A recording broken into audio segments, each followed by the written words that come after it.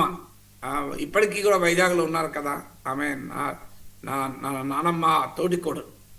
మరి ఆమె మొన్న ఇండియాకి వచ్చినప్పుడు జేడీ వ్యాన్స్తో కలిసి ఆగ్రా వెళ్ళారు, జైపూర్ వెళ్ళారు, ఆంధ్రప్రదేశ్ రాలే కదా.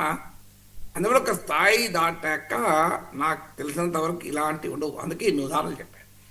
ఇక లోకేష్ కుండే పొలిటికల్ సమస్య ఏంటంటే అక్కడ ఎన్డీఏలో భాగస్వామి అయిన ఏఐఏడిఎంకే మరో ఎన్డీఏ పాలిత రాష్ట్రానికి గూగుల్ రావడం పైన కామెంట్ చేస్తున్నారు. అంటే రెండు ఎన్డీఏలేడు, ఎన్డీఏ ప్రభుత్వమే తీసుకొచ్చింది కదా అని ఆనందపడతలేడు. ఎందుకంటే తమిళనాడులో స్టాలిన్ పైన ఎక్కువ పెట్టడానికి మన తమిళ బిడ్డ గూగుల్ సీఈఓగా ఉంటే ఆంధ్రప్రదేశ్కి ఎందుకు పోయింది అనేది ఆయన ఆరోపణ. అందుకే లోకేష్ అలా ఏమీ కాదు, తమిళ్ తెలుగు తంబి అందరం ఒకటే, అందరం కలిసి మనం భారత్లోనే అని. కానీ ఈ లోకేష్ కర్ణాటకలో ఇది వివాదమైనప్పుడు ఇలా కామెంట్ చేయలేము. గమనిస్తే అక్కడ కర్ణాటకలో కాంగ్రెస్ ప్రభుత్వం ఉంది, అక్కడ కూడా ఇదే ఇష్యూ వచ్చింది. ప్రియాంక్ ఖర్గే అక్కడ ఒక కామెంట్ చేశారు. సో కామెంట్ చేస్తే ఆయన కామెంట్ ఏంటంటే అక్కడ కూడా ప్రతిపక్షాల నుంచి అక్కడ ఛాలెంజ్, ఇదే విమర్శలు వచ్చాయి. ఎందుకంటే బెంగళూరు ఎందుకు కోల్పోతుంది, వైజాగ్ కన్నా బెంగళూరు ఏమన్నా తక్కువనా, ఇండియా సిలికాన్ వ్యాలీ అంటారు కదా.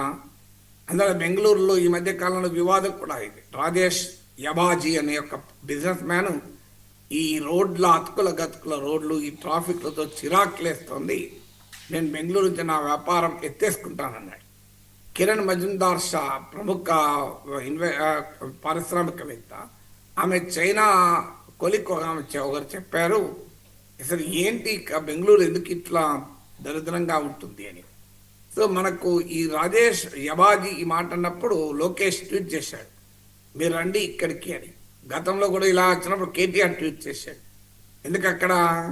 సో అక్కడ రండి అని ఎందుకన్నాడు, వాళ్ళ కాంగ్రెస్ పాలిత ప్రభుత్వం ఉంది కనుక వాళ్ళని ఇబ్బంది పెట్టడం అనే ఉద్దేశంతో అక్కడ రండి అన్నాడు.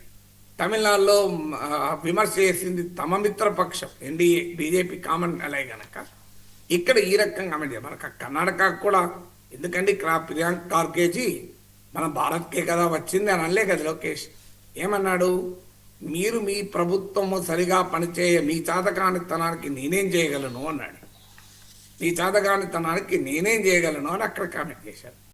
అందువల్ల ఇవన్నీ పొలిటికల్ కామెంట్లలో భాగం, ఆయా పాలిటిక్స్ను బట్టి ఉంటుంది. ఇప్పుడు ఆంధ్రప్రదేశ్లో చూడడం లేదా, ఇదే అదానీ డేటా సెంటర్ జగన్ టైంలో ప్రతిపాదనకు వస్తే అదానికి ఆంధ్రప్రదేశ్ను అమ్మేస్తారా అని తెలుగుదేశం విమర్శించింది. ఇదే అదానితో సోలార్ ఎనర్జీ కాంట్రాక్ట్ కుదుర్చుకుంటే ఏకంగా ఇప్పటి ఆర్థిక మంత్రి అప్పుడు పబ్లిక్ అకౌంట్స్ కమిటీ చైర్మన్ అయిన కేశవ్ హైకోర్టుకి వెళ్ళారు, ఎలక్ట్రిసిటీ రెగ్యులేటర్ కమిషన్కి వెళ్ళారు. ఇప్పుడు అదే అదానితో సోలార్ ఎనర్జీ జగన్ ప్రభుత్వం కుదుర్చుకున్న ఒప్పందాలు అవినీతి జరిగిందని అమెరికాలో కోర్టులో విచారణ జరిగినా వాటిని రద్దు చేయడం లేదు.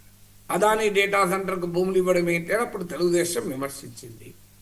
ఇప్పుడు అదే అదానితో కలిసి గూగుల్ ఏ యాప్ నిర్మిస్తోంది, ఇప్పుడు వైసీపీ విమర్శిస్తోంది. అప్పుడు డేటా సెంటర్ మంచిది, ఇప్పుడు డేటా సెంటర్ చెడ్డదంటారు. ఇప్పుడు డేటా సెంటర్కి అదనంగా ఏ హబ్ కూడా వస్తుంది. అప్పుడు ఓన్లీ ఆ డేటా సెంటర్ వైసీపీ గొప్పగా చెప్పుకుంది 25,000 ఉద్యోగాలు వస్తాయని. ఇప్పుడు 200 ఉద్యోగాలు వస్తాయి అంటున్నారు. అంటే జగన్ టైంలో అదాని డేటా సెంటర్ ఏర్పాటు చేస్తే 200 ఉద్యోగాలు వస్తాయి, చంద్రబాబు టైంలో డేటా సెంటర్ ఏర్పాటు చేస్తే 25,000 ఉద్యోగాలు వస్తాయి.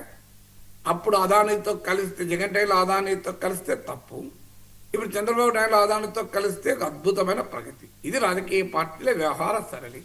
మాలాంటి వాళ్ళు అప్పుడైనా ఇప్పుడైనా స్టాండ్ ఒకటే, ఎవరు అధికారంలో ఉన్నారన్న దాంతో సంబంధం లేదు. మంచిదైతే మంచిదంటాం, కానీ రాజకీయాల్లో అలా ఉండదు కదా. వాళ్ళ పొలిటికల్ ఇంట్రెస్ట్లతో డిఫైన్ అవుతాయి ఎప్పుడైనా. సో వాళ్ళ పొలిటికల్ ఇంట్రెస్ట్ల కోసం అక్కడ ఏడీఎంకే మాట్లాడుతున్నారు, కర్ణాటకలో ఇంకో రకంగా మాట్లాడుతున్నారు. లోకేష్ ఇద్దరికీ సమాధానం చెప్పేటప్పుడు అస్మదీయుడికి ఒక రకం